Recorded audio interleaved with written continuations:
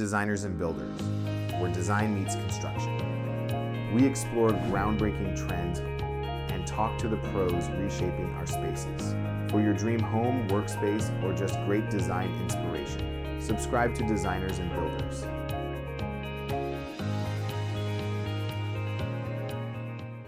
Hey, welcome to today's brand new episode of Designers and Builders. I'm your host, Alyssa Olson, and today we're welcoming Brian Messana, co-founder of Messana O'Rorke Architects. How are you doing today, Brian? I'm great. Thank you so much for having me today. Yeah, thanks so much for being our guest. So My pleasure. let's dive in. Let's start with your backstory, and then I want to jump right to perfectionism where we just left off. My backstory, I was born. My backstory is my father was an interior designer and owned his own practice for probably 40 years. And I guess that's how I started. I mean, that's how the intrigue began, by visiting his office and walking through it and watching people draft. I'm showing my age now, obviously, but draft and make renderings, hand renderings with markers, and the smell of the markers and the model making was super interesting to me. So I immediately fell head over heels in love with design. Have always been interested, deeply interested in it, from walking through construction sites when I was a kid and picking up wood and pounding nails and seeing how things were built.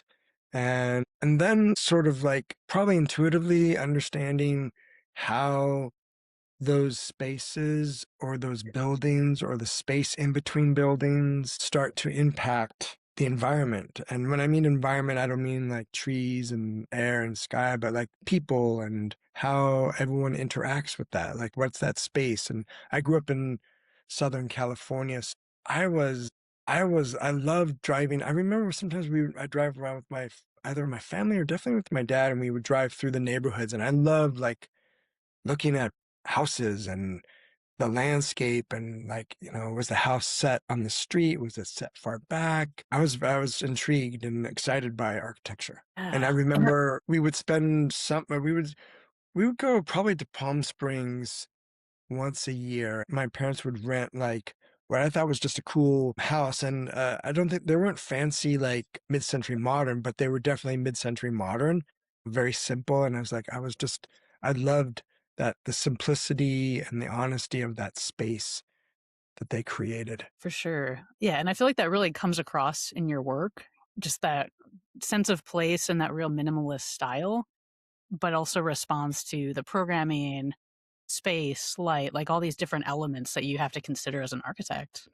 Yeah. Cool. Plus your client, plus the site, plus existing conditions, plus the budget. We just celebrated 30 years on March 6th. And I'm Wow. writing, Congrats. thank you. We're writing our newsletter. And I was just like, a lot of times we feel like we're the ringleaders of a circus, and a circus in a good way, not a circus in chaos, but just, there's so many people, so many personalities involved. And sometimes we're a therapist, sometimes we're a cheerleader, sometimes we're the bearer of good news, sometimes we're the bearer of bad news. Like, I was meeting with a client last night, and, just like most of our projects, like if you get 4 out of 5 of the elements that you want, that's pretty good. And because there's always a trade-off, like, oh, you can do this, but it's going to cost this, or you can do this, but you don't get the view. So I always say, if you can get 4 out of 5, um, on your wish list, that's pretty good. That is pretty good. It's the 80-20 rule, right? Yeah. Although I don't Yeah. like that. I don't like that. I don't like the 80-20 rule thing, but for some reason, but yeah. Yeah, I don't either. I'm like 110% or nothing. Yeah, but I guess for that extra 20%, how do those conversations go with you? Is that a shared decision with the client? Could you hold it for 1 second? Yeah, of I'm course. so sorry. Can you hear me? Yeah. Toby, I'm literally doing an interview. Wow. That's great. Did you hear all that? We didn't hear a thing.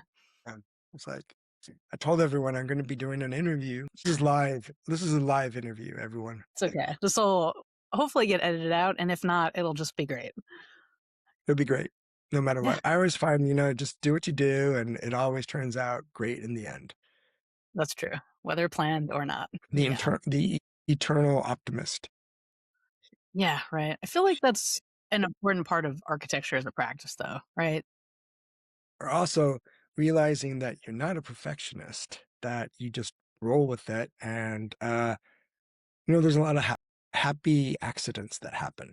There's a lot that we plan for and I guess control, but there are some things that happen that are sort of like, oh, wow, amazing. Yeah. I always find it interesting when a client, like, especially in today's world, like, we build physical models, we have almost photorealistic renderings, we have walkthroughs, and then as it's being built and it's coming together, there's like sort of that aha moment where like your client goes, this whole time they've been faking it to the best of their ability, like they are, not all of them, but yeah, they're investing in us to make their dream come true. But because they're not architects and they don't, it's a big leap of faith, right? To like sort of go from whether or not we're renovating an apartment or we're designing single family residence from the ground up or a hotel, but like to go from nothing to like, this is going to happen, right?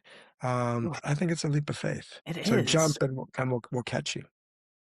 Exactly. We'll catch you in this beautiful space of yours. Exactly. We'll catch Yeah. you and then gently put you down on the ground. Yeah. Do you find I've been seeing this a lot lately with clients is they really need the 3D and the visualizations to understand the spaces. They're not trained as designers. They don't necessarily read plans or sections. Is that something you've come across in your work? Oh yeah, I'm sure there's no one. I mean, the one thing that we don't do at the moment, which we should really get on the bandwagon, is the virtual goggles, so you could be in the space. But there was a time, I'm dating myself again, but when Dwell magazine first came out, like, and I love Dwell magazine, so if you're listening from Dwell, don't banish me. But there was this, well, if I go back even further, so there's sort of these periods. So when there was a dot-com boom, right? Back in, I don't know, maybe it was the 90s, Right. early 2000s, everyone assumed like, oh, like I can create a company, build a website, sell some sort of product, and it could be days, it could be weeks, it could be a couple of months, right?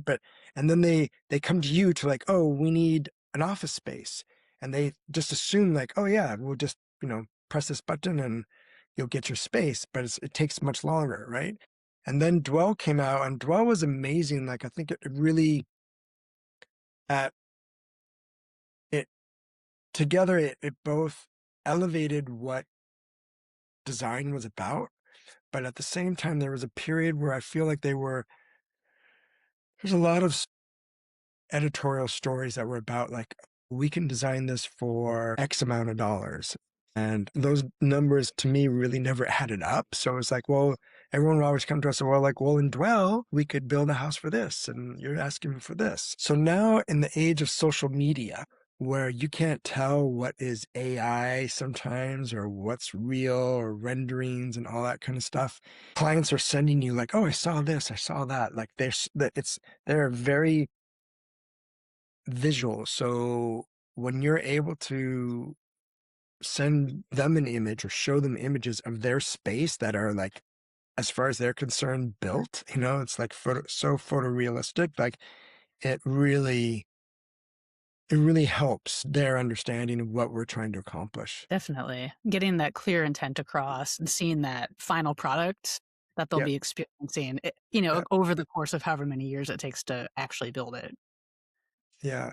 And I find it sometimes it's an amazing tool. Sometimes it's incredibly problematic because sometimes when you show them more cartoon-like renderings, in their mind, they're filling in the blanks. And, it gives latitude for us to kind of continue to develop the design or to achieve a design. I don't want to say like we're not that we're deceiving our clients, but it allows us an opportunity to maybe get something built that isn't quite exactly what they had thought. Where when you show a rendering, they go, oh, that door handle, that's not, is that what we're going to get? And it's like, no, that's just that was just put in there for like, for the president, for the the sake of the rendering, right? And because it becomes so like realistic now, like, oh, is that, what's the size of that tile? And we're literally like, we're in schematic design. And so it becomes, do you know what I mean? It's like this, there's this kind of play of like, oh, it's too real now. Like they get very specific at a time when we really want you to continue to think more broader about the idea, not get caught up in the weeds of like a door hardware or something like that. Absolutely. It's such a fine line to walk. And in those early phases, right? Like a lot of those decisions, just like the doorknob, they actually haven't been made yet. You just know I need to fill this in to complete the image, Exactly. right? But yeah, it's interesting. Like, how do you make that decision? Like, is that you and Toby up front, kind of assessing the client and the project and saying which, if you want it to be more conceptual and loose or more photorealistic, like how do you make that decision in your presentations? That's a good question. So I will answer that honestly. Like, so we are just as bad as our clients sometimes because we get like super excited. Like, I know like some days when it's like not a great day, like the next day, like the first thing I do is like, can we look at, this project and let's do a rendering of this either detail or space. And then when it's generated, I'm like, this feels so much. Thanks. Like I needed that. Right. So um, it's a two-way street, it's like in any relationship, it's not just us. It's not just the client. It's not just the contractor, etc. It becomes like a living entity that didn't exist, but now is for this period of time during the design and build process. Like we're all of a sudden like a new, like there's all the team members who then collectively become like this other thing, right? Yeah, I just lost my train of thought. Yeah, no, okay. Yeah, just kind of I was the going, oh, about, yeah. So, like I said, we're just as bad as everyone else. Like, it's like, oh my God, yeah, pretty picture, look at me. I'm like so happy now. Like, give me my cup of coffee and, I'm good to go for at least another 4 hours. Yeah, sometimes like as a joke, but not a joke, I just reduce my job to I make pretty pictures for a living. Yeah, why not? And it kind of is, but they're also they're thoughtful and they take a lot of time and a lot of process. I'm also curious, just while we're on the topic, do you budget for those renderings? Because I find it to be burdensome often and you don't always get compensated. It's not part of your scope, but it's really helpful as a tool. It's a good question. Sometimes we do, sometimes we don't. It depends. Okay. Because it is for us, we kind of feel like it's part of the process. Really, for us, as we're designing and feeling and creating space, even though like either was born this way or I've tooled myself this way, but like I can visualize any sort of architecture or space in my mind, like that, right? And I remember, I can't remember when it was, but I was talking about interior designers who I have praised now for probably 20 some years now because I'm not an interior designer and we're minimalists. So anytime I go into like the D&D building and then like I see this cacophony of just stuff, I'm like overwhelmed. But I can't even think in those terms of like, how am I going to design a space with wallpaper stuff? Like it just, that I can't visualize, but you, me drawing and sketching or thinking about a project of ours, like boom, like it's right there as it evolves, as I see this, the details. Yeah. So the using D and budgeting for that, at the moment, we've always thought of it as sort of integral to the design process. So it's part of it. In our office, we go back and forth. So we are a vector, or so we are a Mac Apple based office, which Okay. limits our CAD software choices. But also because I've been with Vectorworks since we started, we're still Vectorworks. And we go back and forth like once a year, probably we have this kind of conversation about software and should we be doing? Should we be doing BIM? Other colleagues are doing Revit and they do AutoCAD and they go straight from like Revit to Enscape for rendering, and it's just seamless where we go back and forth with like BIM, trying to do BIM, trying to do 3D, although we do 3D, but it's all of our 3D work is done in SketchUp. And then we render that. And I go back and forth, and maybe because it's the size of our office, or really, it's probably actually not even the size. It's more like that going from back and forth from like 2D to 3D on separate platforms. It's like having to reassess every time the design, right? Because it's not live. It's not like, oh, we plug in the information and then the 3D is automatically there. Like, so it's another opportunity for building a model, right? So and we don't 3D print models either, although I keep thinking about it, but we don't do that because I don't know, there's something about handcrafting the project, and now I'm really dating myself. And a client who wants to do some bigger projects, like, oh no, we can't work with them because they're too dated and archaic. We're still about the craft of architecture, the craft of design, and the experience of design. It's not so much, it's the mixture of the balancing of program, of constraints, of opportunities, of clients' needs, of our aspirations. And as these are all jostling for position, right, for recognition, in the end, I think that what we always achieve and what is always forefront in our work is about the experience of the work.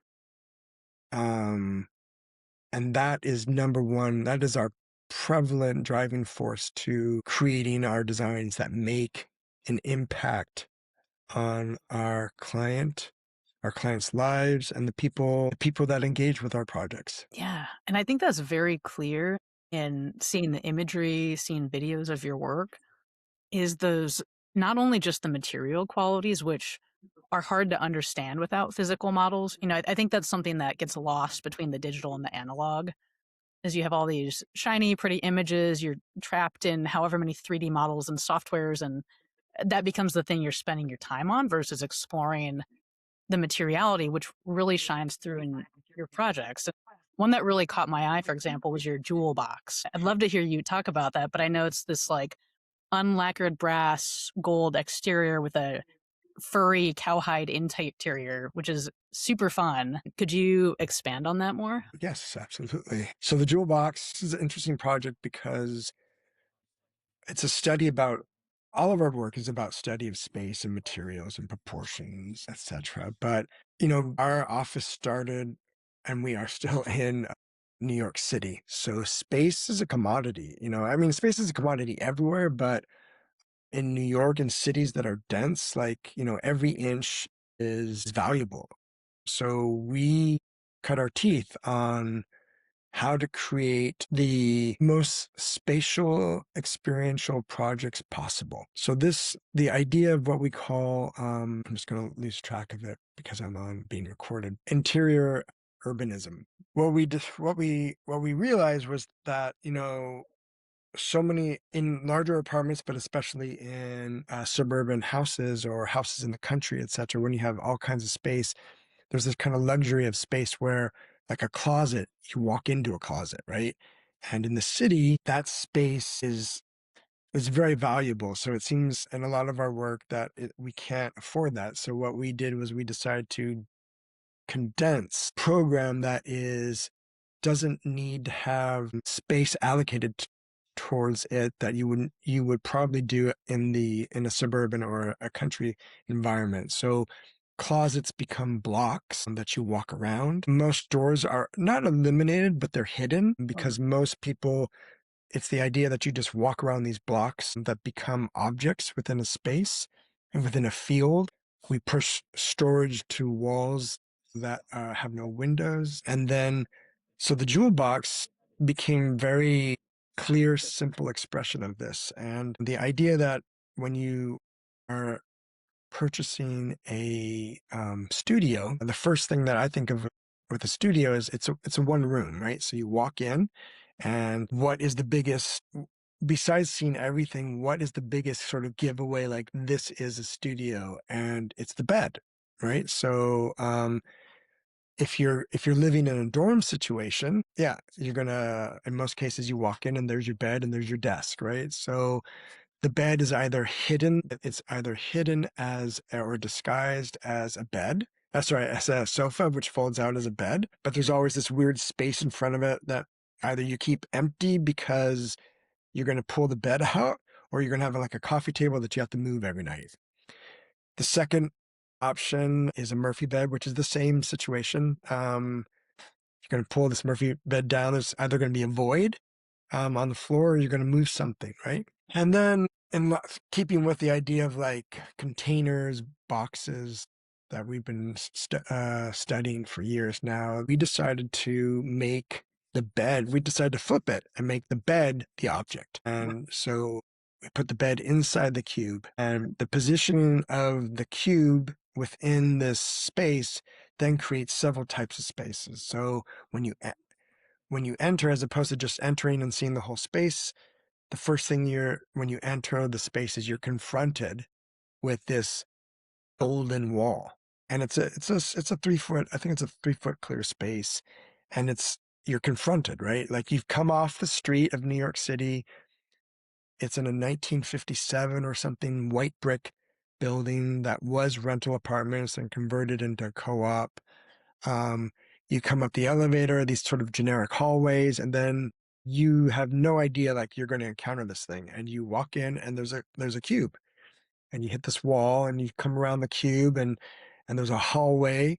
So now we've created an entrance, a hallway, and then there's like the great room, which is the kitchen, the dining room, and the living room all in one. Along both sides of the apartment, on the north and the south side, we push all the storage and the kitchen, right? And then that is all contained within this fumed European oak. So when you walk in, all you see is basically, you see a sitting area with a television and some sort of desks in the background with a beautiful view focused to the west side of New York City. And what you discover is, to the north, these are all shallow storage, and that's for shoes and fold and books. And then there's a break within that wall, and there's a mirror, that's a slot that's mirrored, and you open that, and there's like a 5x7 bathroom that's all clad in Carrara marble. And it feels, I'll say, it feels luxurious, but I'll get back to that. And then when you're in the great room, if you open up on the south side, open up these doors that pull away and slide back, there's a full kitchen. So there's a kitchen, a full working kitchen, 4-burner convection induction cooktop, steam combi steam oven, dishwasher, refrigerator, freezer, and then there's hang and more storage. Tons of storage in this space. When you open up the cube opens up in 3 sides. So the 2 sides and at the foot of the bed open up completely. So it's this play on sort of the old 4-poster bed, and this object then that is literally sitting in this space, and you can't avoid it. And then when you open it up inside, as you mentioned before, it's this Italian gray dyed cowhide, and the bed inside. And then below the bed is actually their storage. So we say that we've created a basement and a second floor, because there's 2 steps to get up to the bed. And the kind of materiality of the space was generated from the idea that we wanted to create the sense of like a boutique hotel, so that every night when you return, like, this is kind of this environment that feels very luxurious, and not like it just feels very tailored and thoughtful, and in a way cocoon-like, like with all these warm materials, and it's a beautiful space. Yeah, it certainly sounds like it, and the images definitely portray it well. All your super clean detailing, Thank you. both in the bathroom, the Yeah. kitchen, and who doesn't love, I mean, the luxury of not only spatially and visually, but the luxury of so much storage and functionality in a tiny spot in New York City is absolutely incredible. Yeah. And so, yeah, one idea you touched on was these different blocks. And I feel like Mhm. the notion of building blocks, which is what your monograph is named, is really just tell us more about that. What does that mean to you? Well, our architecture is, I feel like we achieve a certain level of abstraction in the, I guess if we're going to put our work into kind of into a bucket, then obviously we're minimalist, right? But we could also be considered reductivist. But I think of it somewhat about abstraction. So we don't have most of the time, we don't have kind of traditional doors, moldings, spaces blur from one to the other. Spaces are separated by these containers that you walk around. And it's really focusing on the work. The work is a study about light and volume and space and perspective and scale, and really how light activates our spaces. Because man, I call studied with Richard Meier when I first moved from California to New York, and he obviously talks about why his buildings and interiors are white all the time, because he feels, which I agree, that the light activates your space and it changes the feeling and the color of the space depending on the atmosphere outside, and the time of the day, the time of the year, etc. The For me, the level of abstraction, it kind of like it changes the sorry about all the noise. All right. Abstraction for me, it kind of takes it out of like, is it built at a certain time, and or a certain style, period, etc., and taking it out of that realm. A lot of our work, um, I consider timeless, or do I consider it timeless? I don't know if I consider it timeless. Sorry. What's interesting is that most of our clients and most of our projects, actually all of our projects, when you look back at the website, you can't tell when they were built. I'm at my house at the moment, Pembroke Cottage. So when people come here, like, and architects and whoever, like, they're still always amazed, like, that it is 21 years old now, 22 years old, something like that. And they're like, it still has the qualities of this sort of like, the day it was built. It has the qualities that seem like it was built yesterday. And I think a lot of our work holds up that way. Yeah.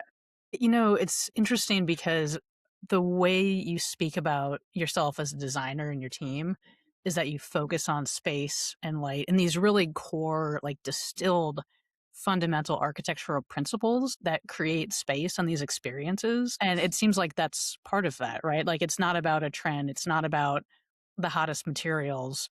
It's about getting the space right. And that's what holds over Yeah, time. yeah, yeah, definitely. Yeah. So I guess, or Go go on. ahead. No, you go ahead. Well, I was gonna say, I know you worked with Richard Meier. I'm sure he was a huge influence in your career path. Were there any other inspiring or influential designers that you've worked with? Yes. So while I was at Richard Meier Partners, Tom Phifer was Richard's partner. I'm sure I've never told him this, or he might not even think of this, but I consider him a mentor in a way, even though that I'm not asking him to mentor us. But I think he was a huge influence on me while I was at Richard Meier Partners.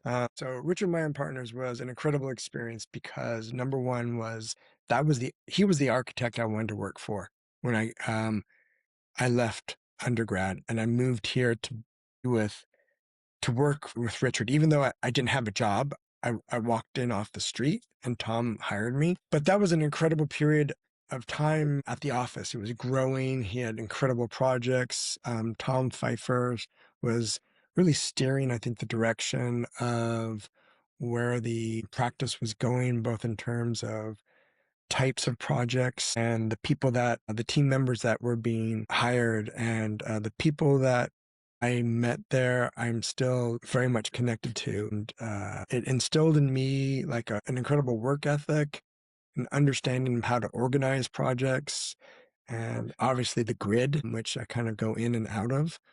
Um, and uh, yeah, I think that was, I mean, so I'm going to give away my age, but obviously we celebrated 30 years. we formed Messana or established Messana O'Rorke when I was 30. So I didn't really have a lot of experience. I worked with Peter Marino. Peter Marino, the architect, was my job before we formed Messana O'Rorke, and I was there for 6 weeks. So yeah. Yeah. Yeah, and what's interesting, I mean, you've had 30 years of your own practice, and they say it takes architects and designers multiple decades to even like start to mature as a designer. I haven't So you seem, matured yet. I haven't yeah, started yet. I haven't. I was like, because I always have this late bloomer uh thing that hangs over my head. It's like, oh my God, like I'm 10 years behind still. Like, yeah, I haven't reached that yet. I'm still studying, I'm still practicing, I'm still trying to get it right. yeah, and that's why it's a practice, right? Like we keep practicing, keep learning, growing. Do you see Yeah. yourself? I mean, are you going to keep working for 30 more years? I'll be 90. Yeah, you will. Listen, I will do this as long as I enjoy it. And as long as I can. We'll see. I mean, we have so many exciting projects in the office now, and we look forward to continually honing our craft. For sure. And how does that look with your team? Because I'm also thinking about, a big topic in terms of like retirement, how many years you practice is having a succession plan, right? So is that something Uh, you've thought about for your firm, or are you just kind of rolling? well, it's definitely in the back of my mind about succession. I don't need it. Toby and I don't need it to live on as Messana O'Rorke, or, necessarily, but like our name, like, oh, we have to have this, like the name must live on. But yeah, the momentum so we've been very fortunate. A we have a team that has been with us for many, many years. So succession is really about them so that they can continue enjoying what they do with or without us. So that they don't have to like, oh gosh, we're like, whatever years old and we need to find a new job. Yeah. Yeah, for sure. The legacy can still live on. You can still bring in clients with or without the name. Like you have all those foundations set up already. Yep. Yeah. Yeah. Yeah. Yeah. So a question I have, so you have your team set up, all your projects rolling. Is there something that you find lacking or you struggle with, or something that would be helpful to in your current capacity? You mean sort of running a business, or Yeah, I'd say either on the design side or on the business side. I don't know. That's a tough question because I would have to say that one of the things that helps kind of push the business is a certain level of insecurity. So, in other words, we always think like we don't know what we're doing, or like we don't, we're not running the business right, or we're not running this project right, or that should we do something different in terms of like details or something like that. But the reality is we've been doing this for 30 years and we're still around. We have a monograph of work, a body of work that stands out amongst the profession as well as the public. So as much as I continuously try to improve how we do what we do, I don't think that there's anything that we're lacking. Does that make sense? I mean, I feel like we're lacking everything, but at the same time, we seem to be doing something right. So, Yeah. I mean, Yeah, you've got your again, workflow. yeah, I mean, again, about being an architect. So I kind of play being an architect. I don't really consider myself I don't think of myself as an architect. Toby definitely wants to be an architect. And that's been the thing between us. Is like, actually, the name of our firm's not even Messana O'Rorke Architects because it's Messana O'Rorke, because I'm the licensed architect. And although Toby is licensed in the UK, he's not licensed in any state in the United States. So uh, technically, well, I guess now in New York, we could bring him in as a non-professional.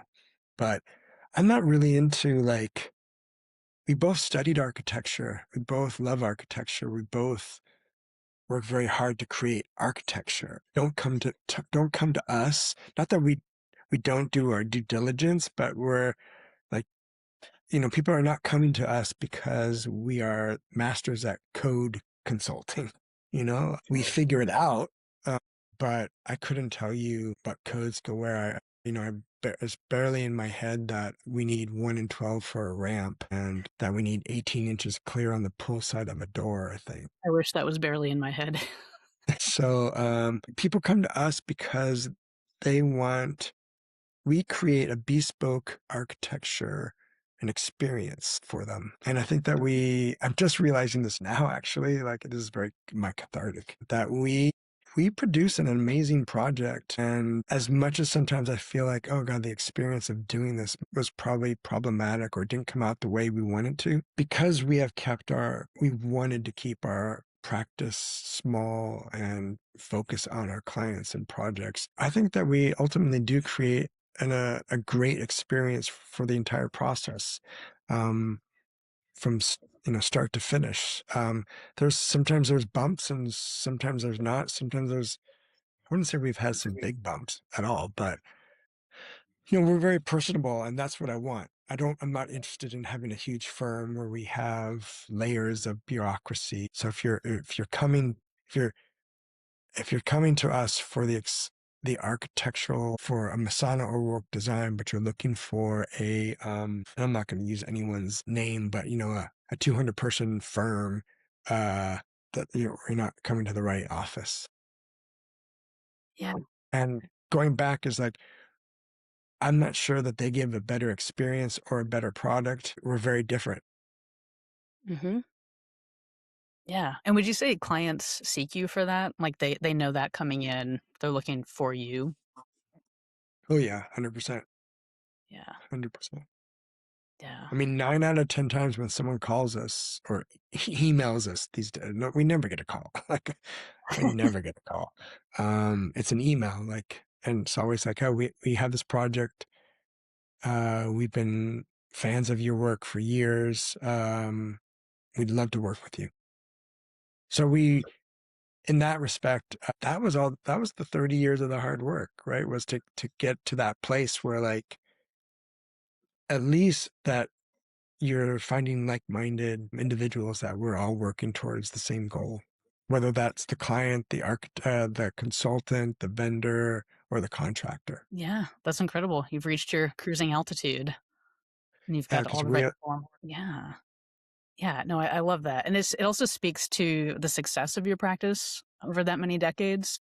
You've found your people, own your identity as a designer, and you've accepted, like, we are not this other entity. This is us.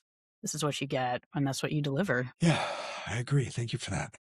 Yeah, for sure. So I guess, what do you see for the next 5, 10, 20 years of your practice? What do you think that looks like? It seems like our practice is growing in terms of the diversity of project types. Cool. And I am interested to see how that continues or not continue to develop, because there's always this kind of point where I feel like there are a few architects that we admire that sort of made the transition from small scale to larger scale projects and have been successful at it, in terms of creating that same, I don't know if quality is the right word, but maybe it is the quality of the work. Because when you get to a larger scale, there's so many things, you lose, sometimes you may lose that intimacy not only in the design process, but also in the actual execution of what that design is, depending on the type of project. So I'm interested in seeing if there's a transition there, or how does that work? What is that going to manifest? How is that going to manifest itself? Yeah. That's really interesting to think about. I feel like we could have a whole other discussion about that and translation of scale and spaces and Yeah. Yeah. all these things. Yeah. Yeah. So I guess, Brent, so given all of your accolades, your body of work, your publications, what advice would you have either for other designers or for a younger version of yourself? Let's see. So often I talk about in the lectures that we give about when I start off with basically like being naive, that I've used, and sometimes our marketing the people, when we work with someone about marketing or PR, will say like, oh, don't talk about the fact that you feel naive or that you go in things like naive. But I think that being naive sometimes creates an incredible opportunity for you to do things that you would not normally do. Because if you sat down and kind of put it all on paper, you'd be like, oh no, I'm not going to do this. This is not going to work out. Um, for me, architecture, the exploration of architecture and design is being naive, is letting yourself and go and explore and do things that you would not normally do and go to places that you would not normally go to kind of cultivate, to continue to cultivate who you are as a person and how that translates into your work. So stay young, stay naive. That would be my advice as a younger, I mean, but that's what I did. I wasn't always excited about that, but yeah, that's how I approach everything is just, I throw like the cart in front of me and then I drag the donkey towards that cart and figure out how to get there. I love that. And see what happy accidents happen along the way. Yeah, exactly. At the moment, just the one thing that I would have to say now that in my practice that has been, I wouldn't say problematic, but I have noticed there's been a swing now for those happy accidents. So we conduct a lot of our work via Zoom. I don't know, I don't think it's had a toll on our office, like a negative toll, but that the idea of happy accidents. I live in New York City where like you go out on the street and you could have a happy accident or a bad accident in seconds, right? And because we don't do as much traveling as we used to, whether or not that's to another state, another city, uptown, because Zoom is now so kind of like, oh my God, this is so efficient. Like I don't have to spend an hour traveling. I could just Zoom with you here. That those, at least in my life, those experiences are not as abundant as they used to be. The Mhm. personal experiences, the architectural experiences, or happy accidents occur all the time. Yeah. Yeah, that's really interesting to think about remote work in that way. It's like it is easy to just be in front of your screen all day and just do that. But experientially and in a life, you're not getting that mental break. You're not detaching. And all the Mm, things cooking on the burners aren't necessarily going to just finish cooking on their own. yep. Yep. Yeah. Yeah, exactly. Exactly. Yeah. Do you think that's something, are you trying to, have you had an effort to have more in person meetings or is that not feasible at the No, moment? no, no. Because honestly, I love how much time, the more time, it's like with computers.